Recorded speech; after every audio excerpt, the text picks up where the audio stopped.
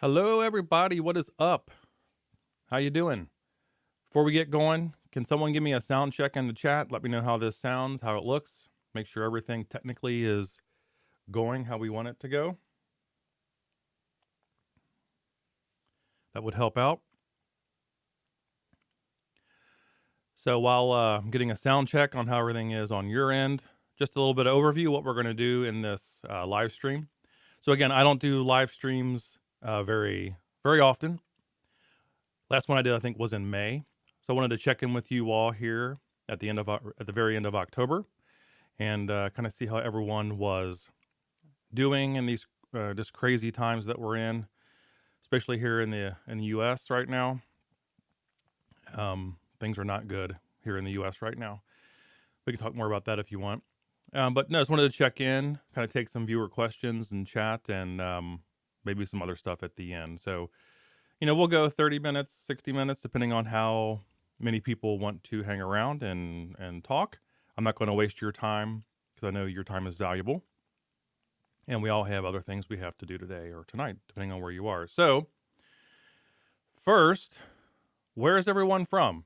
So, tell me kind of where you're at, what time it is, and or whatever you want to do, and we'll kind of introduce ourselves. So, obviously, I'm here in the U.S., in the state of Ohio. It is about 11 o'clock a.m. here on what is Halloween.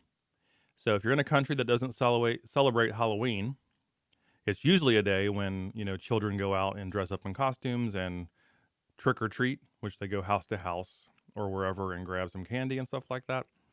I'm not sure how much that's going to happen this year because of the coronavirus, but which is sad. But it is Halloween one way or another. So first, I just want to talk to you all about kind of where the channel is at and where I see it sort of going from here, so you can kind of be in the loop.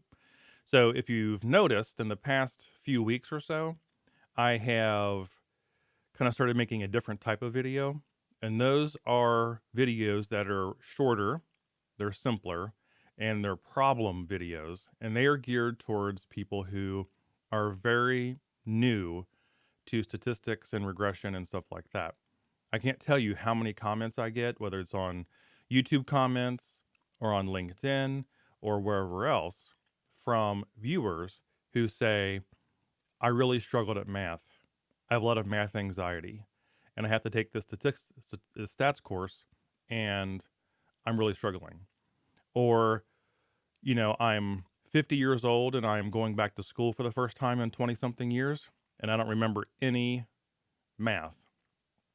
And I really need like a starting level place to get going in my statistics course. So I started making those type of videos for that type of viewer. Now, I haven't given up doing the other type of videos I have been doing for years, but I just wanted to also create those for people who are just kind of starting out. I really need, that entry level type content. So for now, that's kind of what I'm doing. I'm going to bounce back and forth between the new kind of videos I'm doing for very basic intro linear regression, and then the more, in-depth, more advanced type videos that I've been doing over the past few years. So, um, I will be monitoring the chat the best I can. I am a one-man show here, so if I'm looking at screens and not at you at the camera, don't take that personally. I am just trying to manage everything here um, on my own. So, what else is going on? Um, Here in the US, things are really, really bad with the coronavirus. We just crossed 100,000 daily cases yesterday, and we have about 1,000 people dying a day here in the US. So the virus is completely out of control here. It's just running rampant. There's no leadership to control it. There's no motivation, it seems. I think people are just tired, 7, 8 months of giving up your normal life, and people are just tired. So I left the house yesterday to go get a vaccine shot. And I went past a restaurant down here on the end of the road. It was packed. It was so packed that there were cars parked in the street. That's how packed the restaurant was. So I don't know. I am a little worried about kind of where we're going, at least here in the U.S. with this virus. My mother is a nurse, and she sees it firsthand. There are coworkers that she knows that are contracting this virus, and it's just bad. It's really bad. And on top of that, we have probably the most important election in the United States since 1864 on Tuesday. That will determine whether we're going to be a democracy or a dictatorship, in my opinion. So crazy times here in the U.S., but we're all doing the best we can, right? So I can answer more questions about that if you want. If you want me to talk more about those type of things, I'm more than happy. So yeah, so fill up the chat with questions on things that you want to talk about. So since the last live stream, a little bit of update on me as a person here. So I've used the lockdown or the stay at home, and I follow the science, right? I'm a math and science dude. So, I listen to what the scientists tell us that we should be doing. So I've been working from home in my 9 to 5 job since March, and I anticipate that will continue to be the case for the next several months, probably into next spring or summer. We'll probably all be working at home here in the U.S., depending on what happens Tuesday, honestly, in our election. And then the lockdown, very good question. Thank you for how I've been holding up during the lockdown. And I want to kind of hear how you all have been doing during the lockdown too, depending on where you are. That's the thing about this virus, right? It really depends on where you're at. So many countries around the globe have tackled this problem and managed it, and have done so exquisitely because they have had supreme quality leadership. Their leadership has legitimacy. People buy into that legitimate leadership, and everyone does what they need to do to put this virus down in their country. Now, of course, viruses don't know country borders, right? A virus can hop on a plane and go anywhere in the world in a matter of hours. But many countries have handled it very well. Unfortunately, the U.S. is not one of them. I know Belgium right now is having a really, really hard time. Their numbers are crazy, and parts of Europe are going back up, which in the Northern Hemisphere, this was kind of expected because it's going into winter here, so people are going indoors. On top of that, people are just tired of all the lockdown stuff, so it's pretty rough, at least here in the U.S. So Deadline was yesterday asks, how have you been holding up during the lockdown? Well, for me, I've been doing okay, personally, for a couple of different reasons. One, I have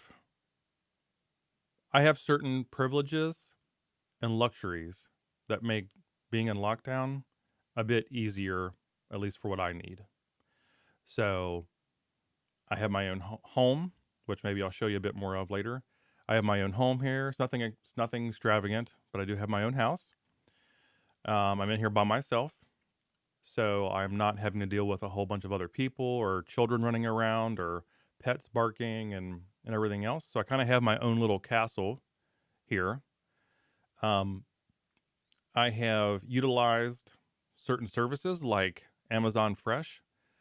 So I have a lot of my groceries delivered here to my house, which again is a luxury that a lot of people don't have. But I've used Amazon Fresh to have my groceries delivered so I don't have to leave the house. I've also used the lockdown. If you go back and look at my May live stream, you'll see what I mean. But I've also used the lockdown to be healthier physically. So since July 1st, I've lost 54 pounds. So I've done that several ways. I have gone on a sort of a food program called Nutrisystem. You may have heard of Nutrisystem, but it actually solves two problems. One, I lose weight and eat healthier, and two, my food's brought to me and to here to the house. So it kind of solves two problems with once, but with two birds with one stone, so the saying goes. But I've lost 54 pounds since July 1st. So I've not weighed what I weigh now, probably in 5 or 6 years. I also have cut out alcohol from my diet. That's about to come to an end, but I really like wine, and and what we call bourbon here in the United States. But I also cut out alcohol from my diet as well, which has contributed to the weight loss, of course, and just overall feeling better. However, I did say if I lost 50 pounds before the election on Tuesday, I would allow myself to have get a bottle of wine and enjoy it for the election. So, and actually, I've lost the weight primarily via diet. So, regardless of what people will tell you, most of your weight is determined by your diet.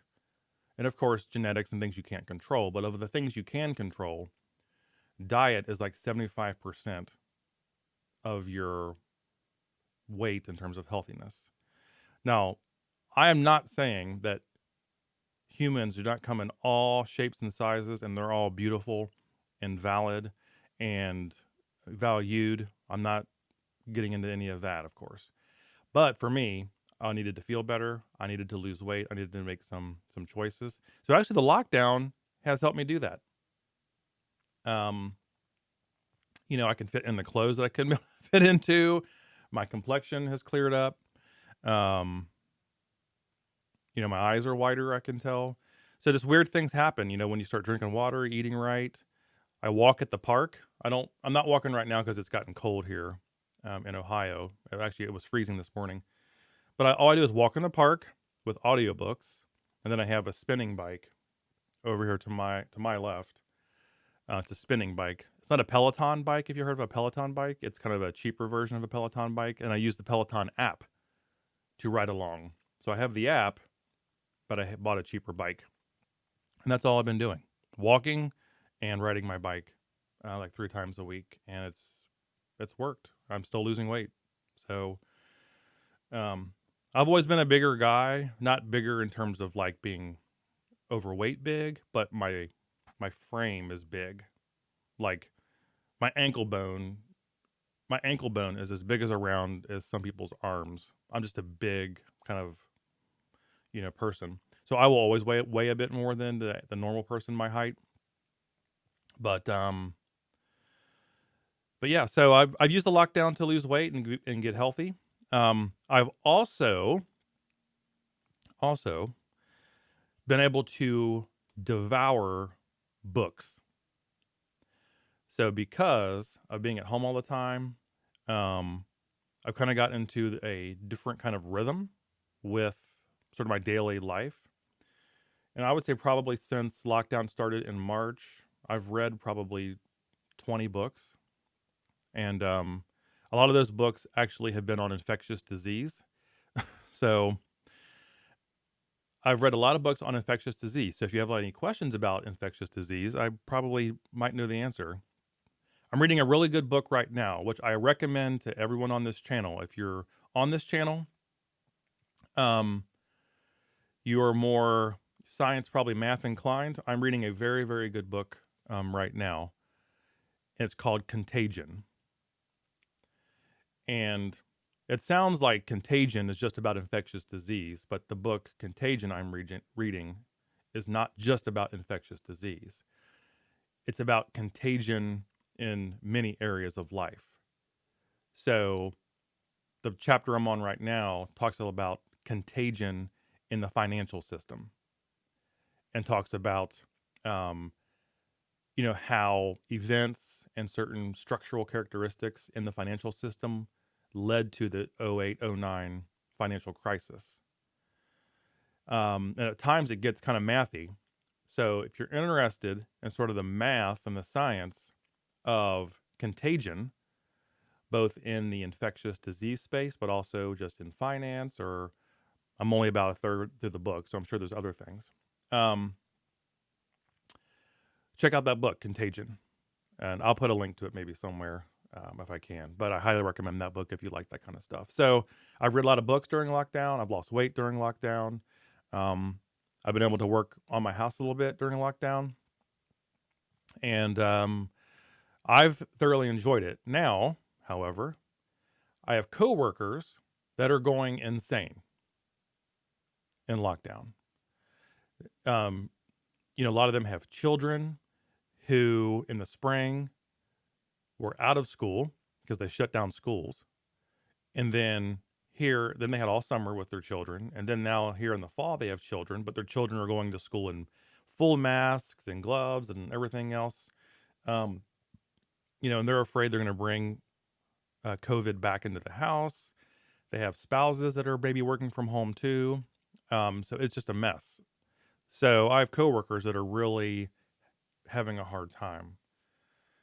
And the last thing I'll say about lockdown is that I kind of have the temperament for it, meaning that I am perfectly happy just being alone. So I can keep myself occupied. I have like 37 different interests. I have like 5 books I want to read. I have my daily job. I have YouTube. I have my third job doing voiceover work that I do. I take Udemy courses. I'm never bored. Like the word bored never enters my dictionary. So I have the temperament for a lockdown situation, honestly. And for now it's actually worked out. So anyway, so that's how lockdown's gone for me. I know it varies depending on who you are and your circumstances and stuff like that. But I'm actually right now very, very stressed because of our upcoming election on Tuesday. I'm a very low key, laid back person. I don't get stressed out very often. I let things kind of slide. But I'm very, very anxious. I'm very, very nervous about our election on Tuesday because it's going to determine the fate of the country and the fate of coronavirus here in the U.S. So, I'm going to go to the chat here and kind of answer a few of your questions and respond to a few of your comments. Now, if you saw the lead up to this live stream, I did post a link where people could have submitted questions ahead of time. And I did have a few questions ahead of time that I want to get to. So I will get to those probably next. But I'm going to kind of go to the chat here and kind of look at some questions and comments. Let's see what we have here. So again, I'm looking at the chat. I'm not being rude by not looking at the camera. Let's see here. A couple of comments about diet. Yeah, some aspect of diet is hereditary, but some of it's not. So, a lot of people in my family struggle with their weight. And I'm usually okay as long as I kind of watch what I'm doing and eating. So My hereditary thing with losing weight is that I can actually lose it pretty quickly. I have a lot of muscle mass, so that creates engines to burn calories. So with just a little bit of exercise and a change in diet, I can lose weight pretty quickly. So it's a mix of behavior and, of course, your genetics. So Ferdinando, hello from Milan. I hope to make it there someday. I hear Italy's having some hard times again too. I know Italy was hit. Italy was hit probably the hardest on Earth at the beginning in the northern part of Italy. Um, so I hope you all are doing well over there. But it's nice to see you. Izzy, where in Ohio are you? Let's see what else we got going on here. What are some of my favorite books? I have a lot of books that I like. Well, right now I'm reading, like I said, I'm reading a lot of books on infectious disease. So right now I'm reading a book called Contagion, which is excellent. Another book I recommend on infectious disease is called The Coming Plague by one of my favorite authors, Laurie Garrett, who you will see on television here in the U.S. sometimes. So The Coming Plague. It was actually written back in the 90s. I think it was back in the 90s, somewhere on that time frame. That's a great book. Trying to think what of the other ones that are great. I've read so many. I'm trying to think of the exact title of the book, but I read a book on zoonotic viruses. So zoonotic viruses are viruses that jump from animals to humans. Forgot what the name of that book is called. I can post all this somewhere for you. So, of all time, one of my favorite books of all time is actually called Guns, Germs, and Steel. It's sort of an anthropology book about human civilization, basically, from the very beginning. It's one of my favorite books. I read almost entirely nonfiction books. Just kind of what I like. Let's see here.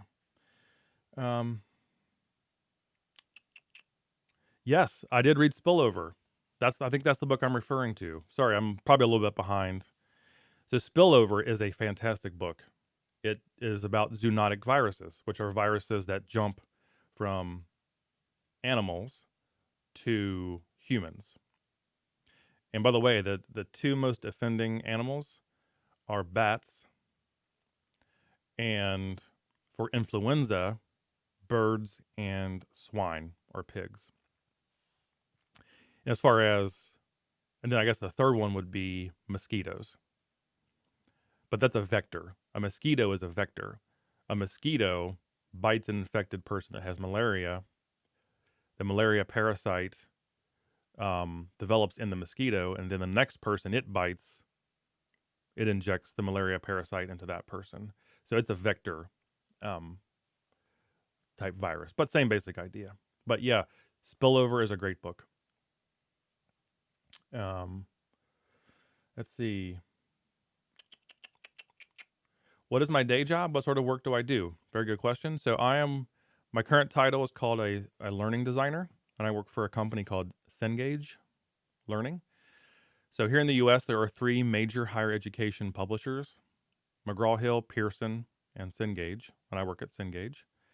And I develop digital content for our decision sciences books, so business statistics, business analytics, everything from supply chain, stuff management science, stuff like that, and also on the finance list. So intro to finance, intermediate finance, financial accounting, not financial accounting. The titles get mixed up. So anyway, the finance. So think of a business school. Well, on one side you have things like business stats and business analytics, and then you might have finance, some other classes. So I work in those 2 fields. So let's see here.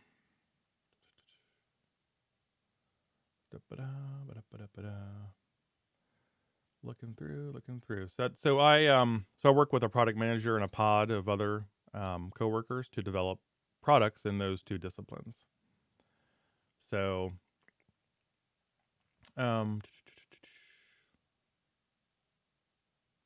Read any books on the luck factor? Now, I will say that came up in the book I'm reading now. I have not read more about it, but that did come up in the book, and I will probably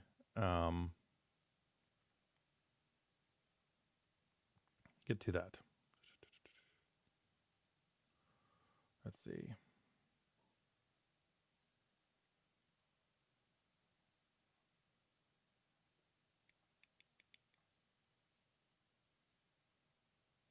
I've not read Sapiens, so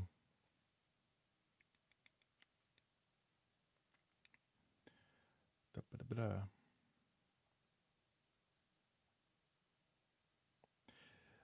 I read the Principle? I think I have read the Principle Viruses, maybe. Yeah, I have.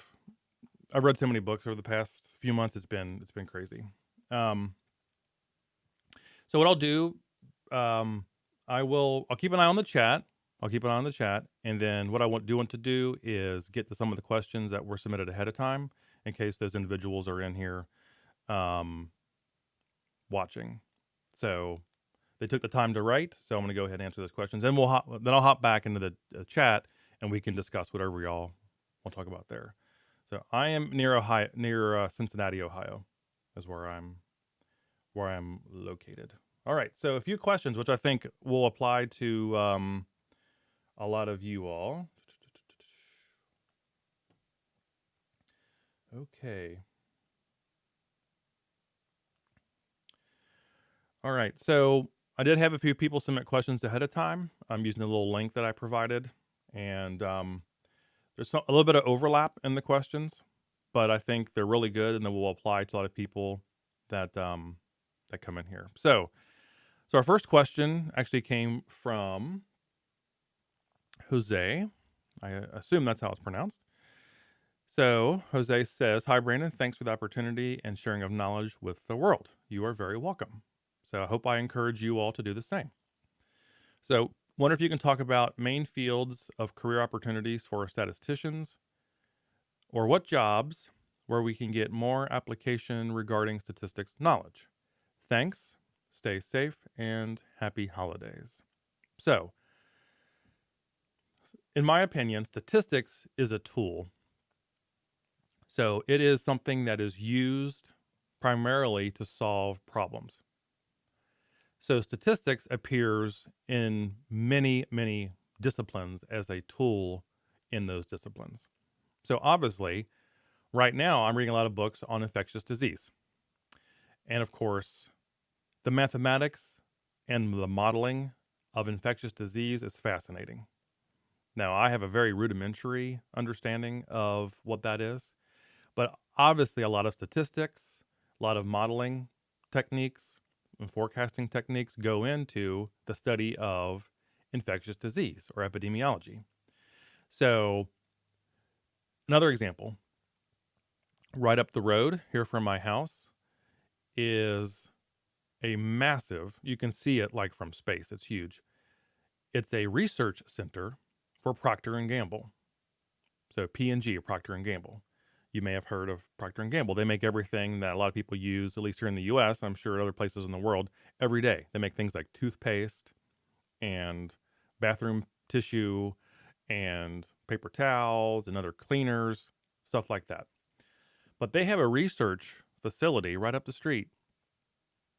And obviously, they hire a lot of statisticians. They hire a lot of data scientists. They hire a lot of people who do analytics. And that goes into the research and development of their products. And of course, so the fields and career opportunities that use a lot of statistics are basically anything that uses any sort of quantitative information. So now some people actually study statistics as a discipline. So like they get a PhD in statistics, which is a viable path. But statistics is often, stats is often used as a support tool to solve problems. So the career opportunities for statisticians are very broad. It just depends on where you want to go and what you're interested in.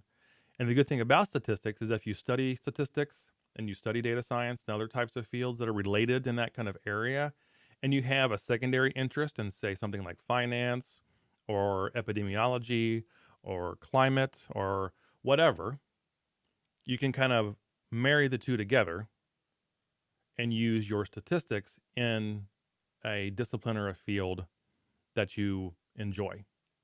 You can kind of put them together. So where can you get a more application regarding statistics knowledge? That's actually another question someone brings up in a further question. So I will talk about that there. So let me go back to the chat here. Any other questions? Da-da-da-da.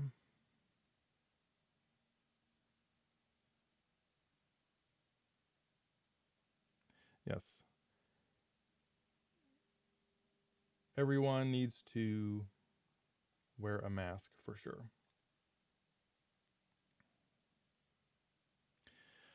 Before I jump to the next submitted question, are there any good books I can recommend for business analytics or for statistics? This came up in the last live stream, and I have to caveat that the fact that I work for a company that publishes books in this area. So let me see if I can grab the ones I work on.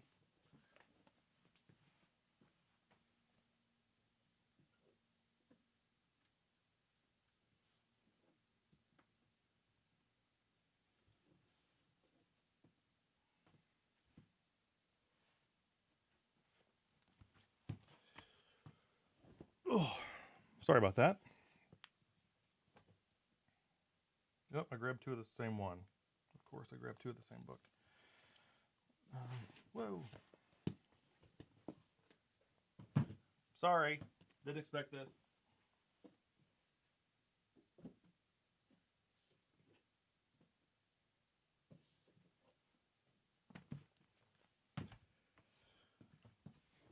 Okay.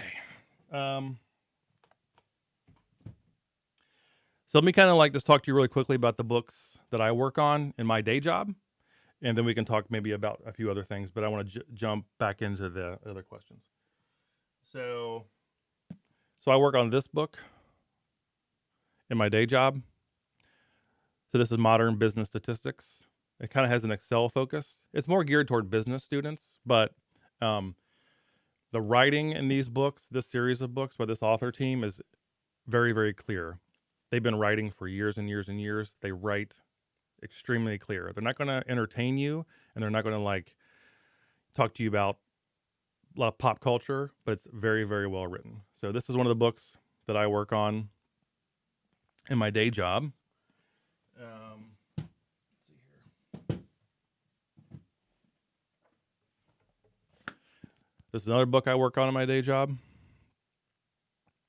So again, it's geared towards business, but it's very accessible. So if you're just trying to learn some of the basic ideas about analytics and things like that, this is a good one. And you can find previous editions of these used, I'm sure, online there.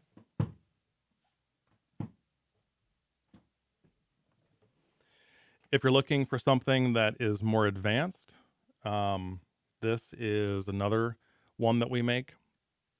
Again, it's geared towards business, but the underlying techniques are the same. You just apply them to different fields, but this is business focused. This is a bit more advanced. So Chris Albright and Wayne Winston are the authors. You may have actually heard of one or both of them. They're pretty well known, at least here in the US, at least. So that's a bit more higher level. This book, we published this book. I'm not sure if we've updated it in a while, so it might be a little dated, but I think it's a good book. So this is Applied Regression Analysis and Other Multivariable Methods. There we go. Hold it by my face. It focuses better. So I do have this one. Oh, hold on. Sorry.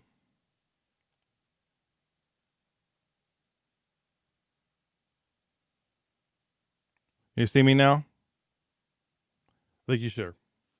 Sorry, this is the caveat of trying to do a live stream by yourself and grabbing books off a shelf. I sincerely apologize. I will go through those very quickly again. So the first one I talked about, this is one that we publish. So it's called Modern Business Statistics. Again, business focus, kind of an Excel focus, but it's written very clearly, and that's what I value the most. So this is one you can check out, find a previous edition maybe, and put it on your bookshelf. Again, clarity. It's very, very easy to read and understand if you want to have this one. And again, I'm not here to be a salesperson for the books that my team works on, but they're good. So that's why I'm just kind of showing you them. And I have other ones over here. So that is one. Second one I mentioned is this business analytics book right here. So this is 4th edition, I think. But you can find previous editions of this. Again, it's actually the same author team. So same authors. Written very clear. So I definitely can recommend those because I help make them. Like I help actually make those books in my day job. So I can recommend those. So the more advanced book I was referring to, this is the more advanced book. It's the Business Analytics by Winston Albright. So you might have heard of Chris Albright and Wayne Winston. Wayne Winston writes some books for Microsoft or on Microsoft. I'm not sure if it's for Microsoft, but this is a more advanced book. So if you're looking for something a bit higher level, this would be a good choice for you. Another higher level book, the one I was holding before. This is Applied Regression Analysis and Other Multivariable Methods. So this might be a little bit dated. I think it's actually uses SAS. Yeah. So this is a SAS book. But it's also very good. So you could probably find a used copy of this one somewhere floating around out there. Another one, this is an old edition, but I have a lot of old editions on my bookshelf that I really liked. Is Using Multivariate Statistics. I think I've referenced this in a few videos. So this is a good one to have on your shelf if you want to have like a little library. So yeah. So those are a few books. So again, you can find one edition or so in the past. But I have a lot. Obviously, I have a lot of stats books over here that I use for reference. The thing about statistics is you don't keep this stuff in your head like all the time. Like you have the general ideas in your mind, but then when you go to like solve a problem or develop some sort of technique or even teach it for that matter, you have to go back, to your reference books and go from there. It's kind of like the joke of like people who write, Python and R and other types of programming languages is that, sometimes in the middle of their code, you'll see like Control V where they went to Stack Overflow and copied it or something, yeah.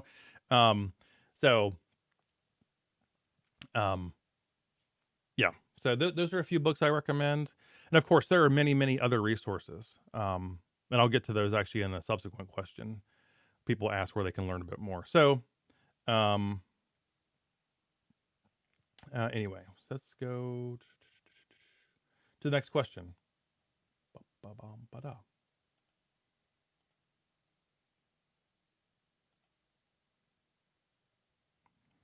All right, so we'll go to the next question. This is kind of a multi-part question that someone submitted, but I think it's good. I think it kind of addresses a lot of concerns people have. So, Hi, Brandon. I appreciate your work on YouTube a lot, and I want to say thank you so much. You are very welcome. It helps me and my friend to get through statistics in college and not give up. So I want to pause there for 1 second and just say that people like me and Sal Khan and whoever else, we can, I'm not saying I'm not Sal Khan, but I'm just kind of saying, like, people that make content like that, we can't make people drink from the water, right? We can just go out there and make ponds for people, and then they have to go and actually learn. So we're just here to make resources for people, and that's the best we can do. So next part of the question, then I'll switch back to my face. So my question is, I'm in the last stage or last year in my college this year. I'm a major of bachelor in economics. I'm late to graduate, normally 4th year, but I'm in 6th year and I'm getting old, like 25 years old. So first of all, if 25 years old is old, I'm in trouble because I am 44 years old and I don't feel old at all. Here's the thing. When I got out of undergraduate, I was 24. 25 is not too old. You're never too old to go back and finish your degree or get an advanced degree or change careers. You're never too old. There were people in my graduate program that were in their 50s and 60s, and they were there because they just wanted to learn. And they figure if they want to learn about something, why not get a degree to go along with it? So you're never too old. And some people just do things at different paces, at a different pace, and that's fine. So you're never too old. All right. Bottom of the question. This is from Andre, by the way. Asks, what do you think of the job opportunity when I graduate? Will it be hard to find a job or not for people like me? If so, what skills do I need to learn to be more competitive in the job market? What skills do I need to learn to be more valuable? Data science, big data, etc. Thank you. So, Andre, thank you again for your question. And before I answer this question, I'm going to take a quick sip of water because my mouth gets dry from talking. And then after this question, I'll hop back into the chat and kind of see what questions you all have in the chat. So Andre actually has very good questions here, and there are several questions. So first, what do you think of the job opportunity when I graduate? And this is a Bachelor of Economics. So, well, economics is a field that never goes away. As long as we have economic activity in the world, there will be a need for, those who have studied economics. So I think those jobs will always be there. I am not an economist, so I can't speak to specifics per se. But I think it's really just kind of finding where you want to fit in that field of economics. What are you interested in? Is there a specialized area that you want to focus on? And I think one way to be successful is to be a generalist, but then pick an area that you are interested in that specific thing, and then become an expert in that thing while keeping your broader perspective. Will it be hard to find a job or not for people like me? Well, that depends.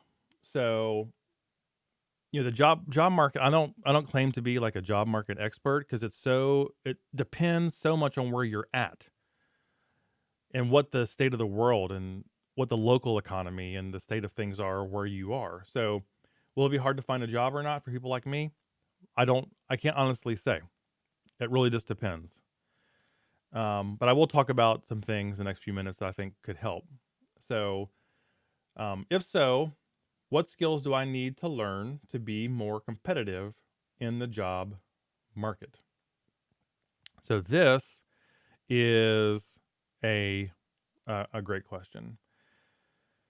Again, some of this depends, but here's what I will say from someone who's worked in the corporate space for a while now, um, who actually I have my own side business and stuff like that. The skill you need to learn, in my opinion, is actually not really a skill in the way we traditionally think about it, but I think it's a skill in how to be a valuable quality employee. That's the skill. So there is a small little book called, I think it's called Invaluable, but it's about how to be an invaluable employee and the things you can develop in yourself to be an invaluable employee. So I think we get into some problematic territory when we conflate being a qualified job candidate and a specific skill. So over my course of many years now at my company, I have been lucky enough to interview dozens of people who had applied for jobs in our company. And I can tell you that, at least in my general experience, well, I'm not the final decision maker. I'm just part of a sequence of people that job candidate would talk to. But what I can say is that the person who has the most, quote, impressive resume in terms of skills is not the person who necessarily gets that job. It's the person who demonstrates and communicates how they will be valuable to our company. So they come into the job interview, they have researched the company, they have done their homework, they have prepared questions themselves to ask us, in addition to us asking that job candidate questions. They tie in their experience, their resume, to the job posting. So if there's something in the job posting, you look at your resume or experience and say, okay, my background experience, my education helps this part of the job posting, and goes back and forth. That's what, in my opinion, at least here in the United States, again, it's different. I can't speak universally across the globe, but the person who gets the job is almost always the person the people on the rest of the team can see themselves working with for the next several years. That's who gets the job. Because certain skills are teachable. You can learn how to do things that you don't know how to do. You can expand on skills that you're maybe lacking in. But it's really hard to learn how not to be a jerk. It's really hard to learn how not to be a difficult person to work with.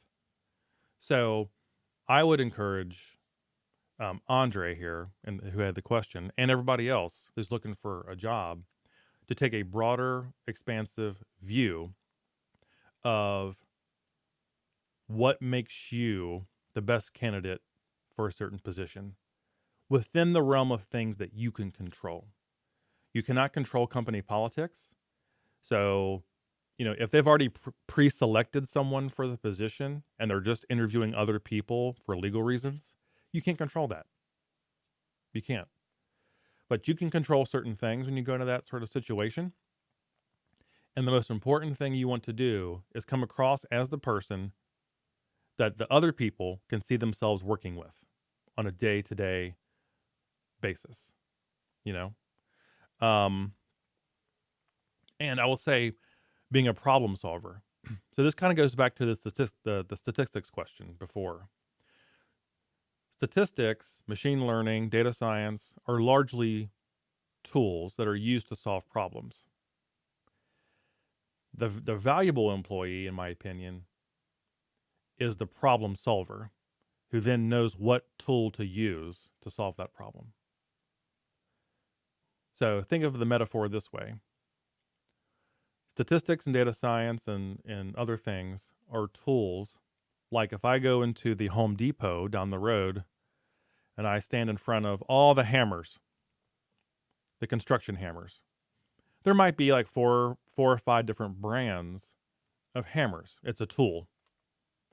However, there are millions of other companies using those hammers to build other things. And for me, statistics and related fields are tools that are used to build other things and solve other problems. Now, there are companies that try to design and build the best hammer, right? They focus on that thing.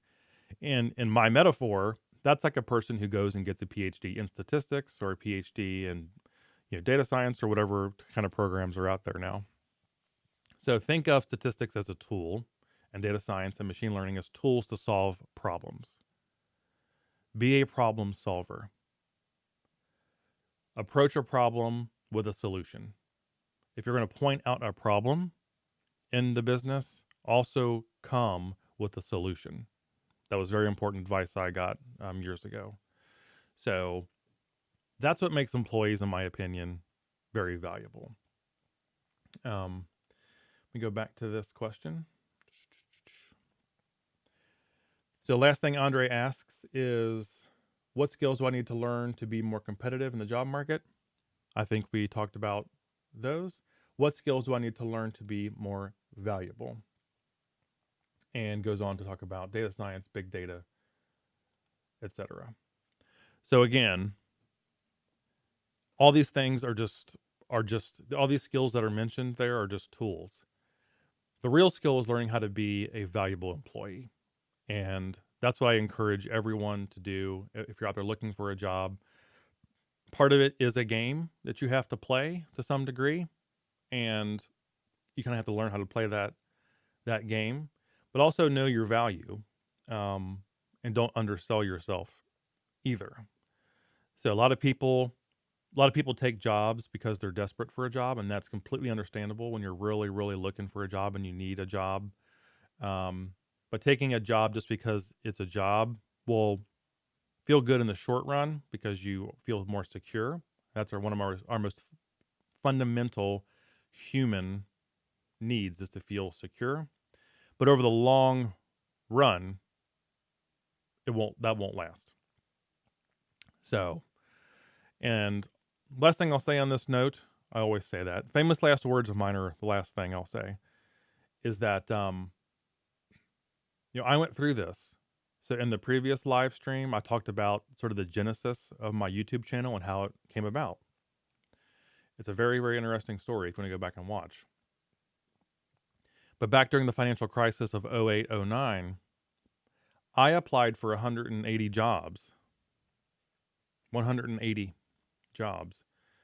And of all levels. I'm talking like entry-level job where I was extremely overqualified, to higher level jobs. And of the 180 applications I put in during that time, I think I had around 10 interviews before something finally stuck, And the reason I got that job, by the way, the short version of the story, the reason I got that job was because I started a YouTube channel. So a recruiter saw my YouTube channel, and that recruiter forwarded me on to, to that company. And then that was the first job I had. That was the first job I earned out of the recession, was because of my YouTube channel. So I was 35 years old, living in my parents' basement, depressed, overweight, like a lot of people were at that time. Those are very dark times in 08, 09, 2010. And I said, you know what? I have a computer, I have an internet connection, and I know how to teach. So what can I do for now? And I spent almost every waking moment at Starbucks creating videos, like the PowerPoints, and then I would go back to my parents' house in the basement where I was living and record them and upload them on YouTube. And that is where it all started. And here I am. I'm sitting in a house that I bought by myself 4 years ago. And 3 or 4 years before that, I was living in my parents' basement. So that is just how life works sometimes. But most of the time I spent when I was applying for jobs, I spent a lot of my time learning how to apply for jobs, if that makes sense. Like I I developed the skill of the job sort of process. And I'm sure it's changed since then. You know, these things evolve very quickly. Um, so yeah, it just depends. You know, if you just need a job if you just need a job very quickly, then you just kind of do what you got to do to get that job right then. But if you're looking for a career, that's a little bit different. But Andre, it's never too late. It's never too late. So just keep chugging at it. All right, let me go back to the chat here. Da, da, da, da.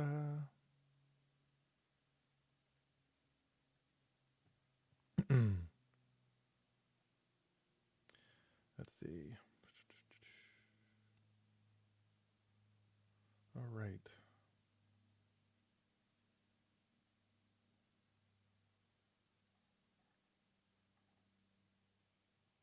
All right.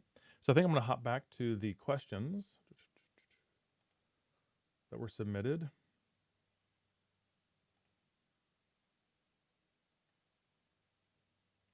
This one's more of a content question.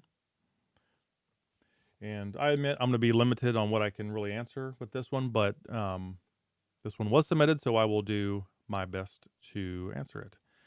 So regression in finance. And I'm sure that some of you in the chat are probably more experienced and have much more specific expertise on this maybe than me. So feel free to hop in the chat if you have any additional things. So regression in finance. I have 2 questions. I would like to know how regression can be useful to model financial assets. I'll read the next part, then I'll hop back to my camera.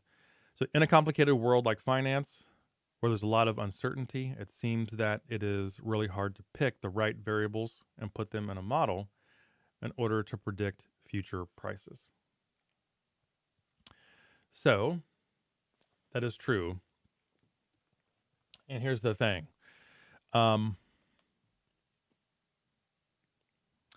Companies spend tens or if not hundreds of millions of dollars to develop both the software infrastructure and hardware infrastructure to automate this process in finance. So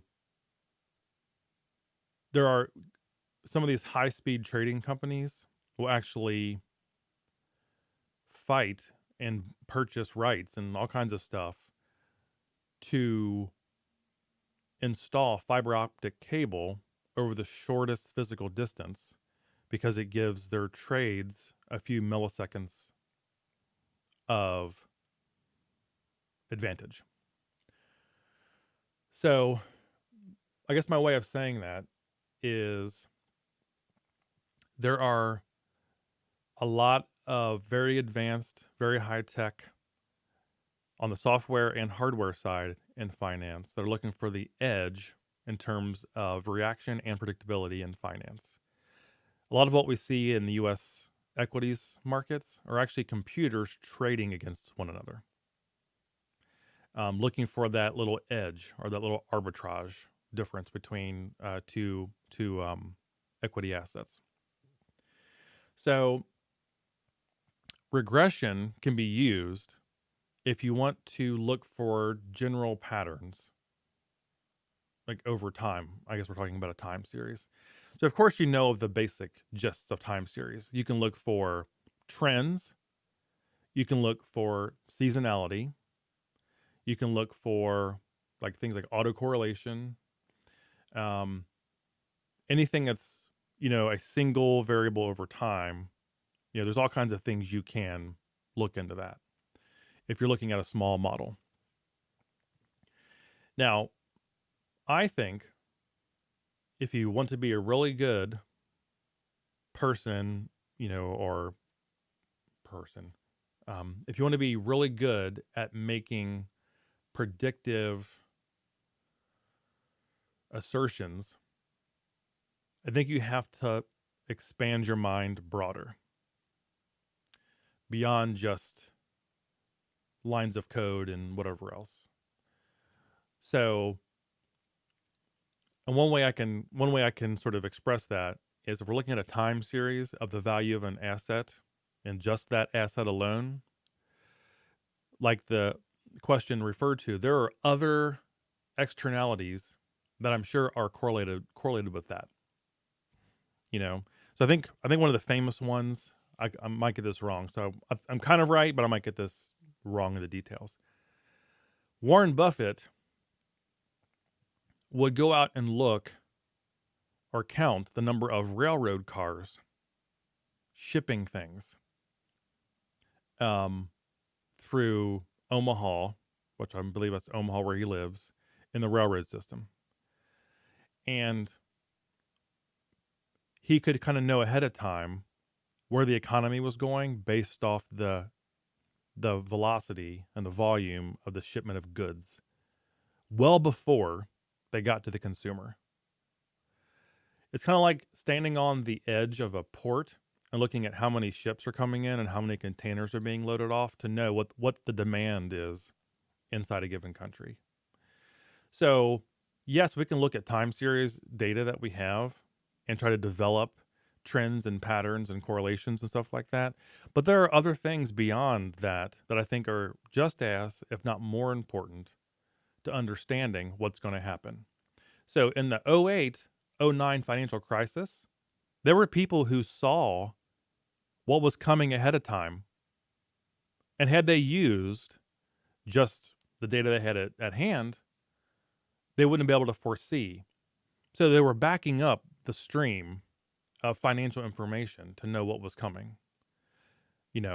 And when house prices just became crazy high, people were taking out mortgages that were interest only. Someone who was making $10,000 a year was buying a $500,000 house. Those are all things that a regression model maybe isn't going to capture. So there are a lot of assumptions, obviously, that go into these kind of models that we have to take into account. So I would encourage, is it's Redone or Red One, I'm not sure how to pronounce the individual who submitted this question, is to not only look at financial data and look at the quantitative analysis of that data, but also take a broader view of the world and look about what's happening, weeks, months, years, maybe even decades into the future. So like on the decades front right now, as the climate changes over time, what sort of economic impacts is that going to have? How's that going to affect the financial system? Right now we're dealing with COVID-19, which is a coronavirus, which is the cousin of SARS. So you might remember SARS. So 10, 15 years ago, I think, when SARS hit. Those are cousins. So COVID is actually SARS-CoV-2 because they're cousins. But the next big one for humanity is going to be influenza.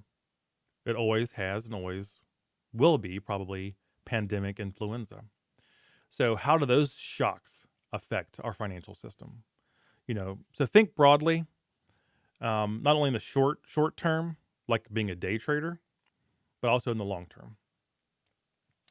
So that's my 2 cents on that kind of stuff. So let's see here. I'm going to go back. So the last part of this question was also, sorry, my head's going back and forth. I like to learn how to do statistics and finance using Python. My question is, which course should I follow? So again, Python and R and SAS or whatever else you're using as far as a programming language, or Excel for that matter, it's just a tool. and you should use the tool that you find most comfortable to use. That does have wide adoption in the field, you know. When it comes to R and Python, some people have a preference for one or the other. A lot of people use both.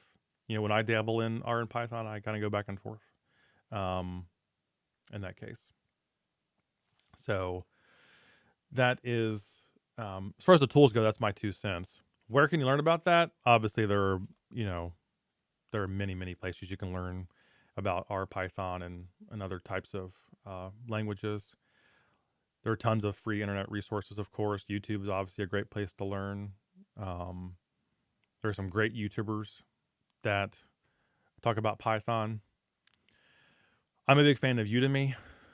Actually, I take a lot of Udemy courses on various things. So you could check there, especially when they go on sale for like, 11, 12 US dollars.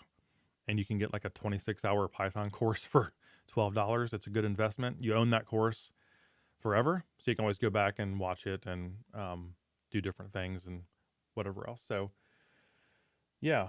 Let me go back to here.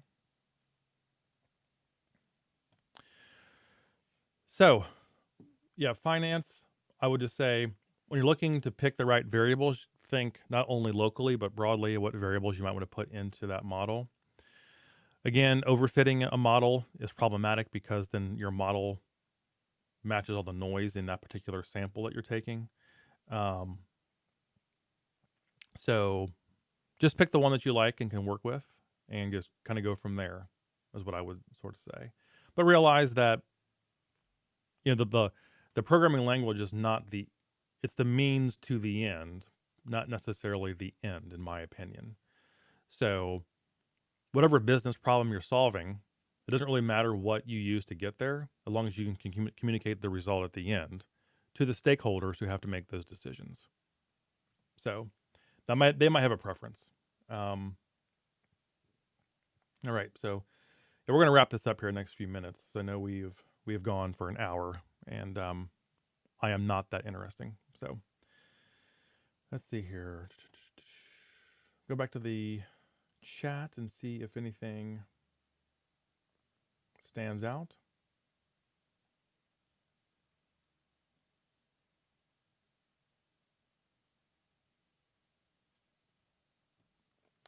Sorry, it's been a while ago, but Tyler asked about higher level stats. The question's a bit, I'm not quite sure what the question's asking, but so as far as my channel goes, my goal has always been to offer educational content for a broad audience. So my goal has always been to offer content for, the millions of students around the world and in the US that are taking an intro stats course, an intro business stats course, or something related to that. Individuals who want to go on to something more advanced but need a background prerequisite in statistics so they can go on to the more advanced stuff, stuff like that. So my channel is about being as broad as possible and affecting the most viewers as possible. I think I'm really good at that. I think that's sort of like my sweet spot. One thing I do know is like I've learned over the years what I'm good at and what I'm not good at. And I focus on what I'm good at, and I let other people focus on what they're good at. So the channel that's often mentioned along with mine is Josh's Stats Quest channel, which is excellent. An amazing channel, great content, and also another person that who cares about their viewers and wants them to succeed. I think that's even more important. Like I care. Like I want everyone who watches my stuff to actually succeed and do well and be happy and achieve their goals and achieve their dreams. And if my channel plays some little small part in helping that person get to where they want to get, then I will die a happy person. That's all I really want. So while my channel stays primarily in the, kind of the meat of the intro stats curriculum. And then I occasionally would go into topics that you would not get in an intro stats class.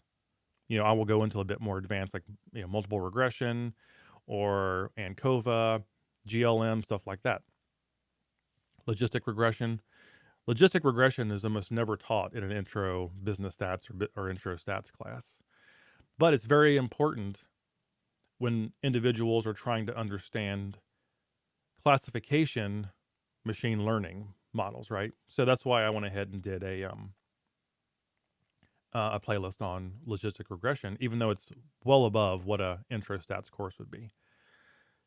So I try to stay sort of in that happy place that the most students can benefit from my channel.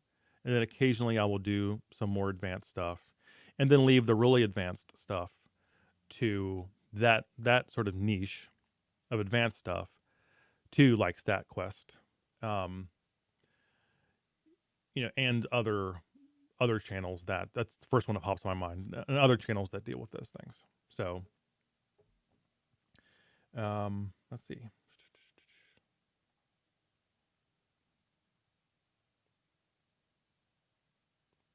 Got to make some videos on mixed linear models and modeling fixed and random effects. Maybe. It just depends. So, the other thing that everyone has to realize about doing YouTube and this channel and stuff is that for a lot of us, this is not our full-time job. This is something that we do in addition to other full-time jobs and stuff like that. So there's only so much time that we can devote to YouTube channels. Now, I do know that some people do make YouTube their full-time job, but what I do, the audience isn't necessarily big enough to make that a full-time job. And I've actually seen YouTubers that have gone from making it something they do for pleasure, for enjoyment, for fulfillment, and then they try to turn it into a full-time job, and it ruins them personally, emotionally. It turns off their viewers because now that YouTuber has to be concerned with making a living, which means they have to figure out a way to get money out of their viewers. And I've never wanted to go down that path. I've always wanted to keep it as free and open as possible. Rely on donations through PayPal and donations through GoFundMe and stuff like that to help with some of the costs. And there are a lot of costs associated with YouTube, So, I mean, the camera that I'm looking at right now was, $500-$600 with the lens and everything on it. The lights that are lighting me were a few $100s. My computer and everything. This microphone is $500. So there are a lot of costs associated with doing a quality YouTube channel. And YouTube doesn't pay enough to make it a full-time job. So I have to, going back to the original question, I have to make the most out of what time I have to reach the broadest audience. And that's why I focus in that specific area. And it's also true that YouTube works better when a channel, not necessarily a person, but a channel focuses on kind of one thing. Otherwise, it just goes all over the place and people will forget why they're going to that channel. So that's kind of where, I'm at. And I will say, I understand what you're saying. I don't see individuals who do YouTube full time as selling out necessarily. I really think they want to devote all their time to making content for you that is free. It costs you nothing but your time. However, they have to figure out a way to live and pay their bills. And here in the United States, we don't have universal health care. So if you quit your 9-to-5 job, you often lose your health care. I get my health insurance through my employer. So it's tough to go out on your own. And unless you have a spouse that can put you on their insurance or something, it's hard to go out and just do YouTube full time. It doesn't pay a whole lot, a lot of expenses that go along with it. So it's tough. Um, so I just wanted to keep it, as free for you all as possible. Not make every one of my videos basically an advertisement for the course I'm selling, um, or something like that. There's nothing wrong with that. There's nothing wrong with that. But for me, I have not wanted to do that yet. And I have considered making a Udemy course, but like Udemy doesn't pay that well either. It's a lot of time you put into something without getting the return on your investment in time. So, YouTube is largely free, but the time that goes into it is not. And I barely get by because I basically have 3 jobs. A day job, YouTube, and a third job where I do training voiceover work for my previous company, actually. So it's hard. All right. I'm going to see if there's any more questions here, and we'll wrap this up. Okay. So the last thing I'll say is here, it's the end of October here. And, we are in the middle of this pandemic. Viruses don't know national boundaries. Viruses don't know what politics you have. Viruses don't know what religion you follow or don't follow. A virus is a virus. And in some people, it will kill them. So I just want to encourage everybody on this planet to do what science tells us to do, to please stay safe and healthy. Wear a mask if you're around other people. Wash your hands.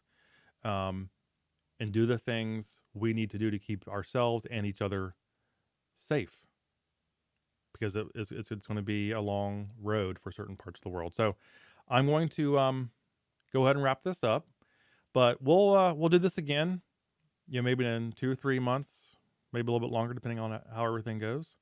So I want all of you all to stay safe and healthy. And, of course, never stop learning.